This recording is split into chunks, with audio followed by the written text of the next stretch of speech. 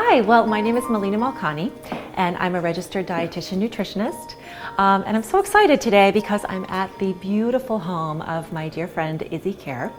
And we are actually hosting a bunch of moms as a fundraiser for the elementary school where our children go to school. Some moms are going to come here and sample some of my latest plant-based recipes, which I'm really excited to share. And we're going to talk a little bit about picky eating and how to navigate those behaviors in our children. So excited. So I wanted to introduce the concept of the dinner bar because when it comes to picky eating, a dinner bar is a great way to let the division of responsibility between parents and kids really play out in a way that adds another layer of ownership and choice for kids over what their plate looks like. And when you have a picky eater, that can really be important and an important way to get them eating more vegetables. Or whatever it is you want them to eat, whatever new food it is that you're trying to get them kind of more used to. So dinner bars, I recommend them all the time because you can just kind of set them up, and as a parent, you decide what's being served. No short order cooking something else for your kids, like this is what's for dinner, but you can choose to arrange it and add as much of any ingredient as you want. And that gives them the ownership over whether and how much to eat.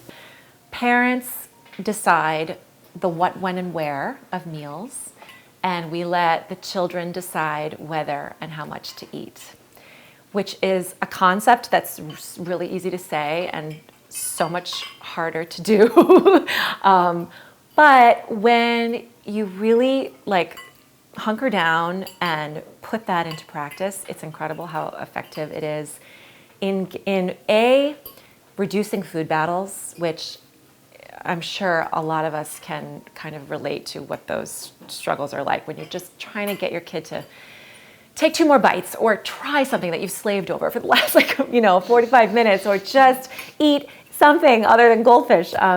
It's hard. It can be really, really hard. And it's that struggle that often ends up perpetuating picky eating and making it stick around a lot longer than it otherwise would have, because it's really normal.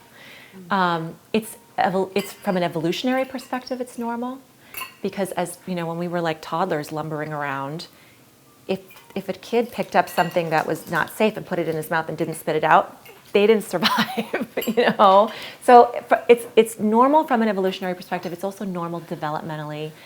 Peaks around 20 months of age, and it's usually gone by age 6, unless there's something else may be going on. We're creating a structure and we're creating guidelines, but then allowing our kids choice and ownership in the context of that structure, which is like a little bit more, it's a softer approach than an authoritarian approach. An authoritarian approach would be you clean your plate. And that's where kids really can get into a lot of trouble then down the road with disordered eating and a lot of other issues around food. Because the goal really is to allow everybody to self-regulate, right? Because sometimes you aren't hungry. Sometimes you're not hungry. Yeah. Sometimes you're not hungry. Sometimes you really don't like the food. Sometimes your body's telling you, I don't really need any protein right now because I just had something out of dinner. We need the morning snack, and then I need a snack with my lunch, and then I need a snack after school. So it's when should these snacks be? Ideally, and every family's different, right? That's, if I've learned anything in working with families and working with clients, it's you can say that this is the guideline, 3 meals, 2 snacks. Some families are going to need more. Some they just are. If you are a family that eats dinner super early, probably going to need a bedtime snack. Or should we now start letting them control a little more? So I wouldn't think of it as control, and you're absolutely right.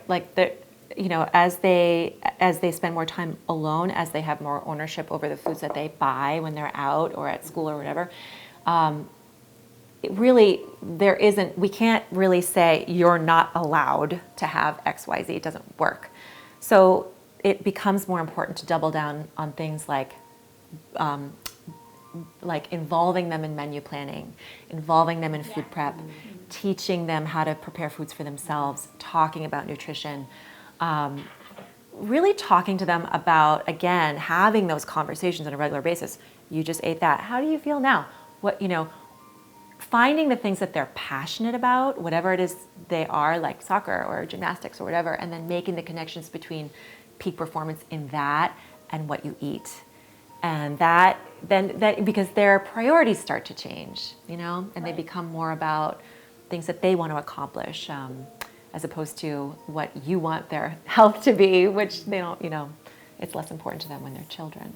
What we've found in research is that any way that we attach reward or punishment or anything that's food, not it's bad. listening Yep. to our own body's needs, yes, then it becomes problematic, even and more so down the road. I just want to thank everybody for coming. Thank you for caring about your children's nutrition so much and taking the time to come and sample these recipes and talk to me about your questions and concerns, because I get so many ideas and just learn so much from all of you and the things that you're dealing with your children. So thank you for coming. Oh, it was delicious. Thanks. Yeah, thank you.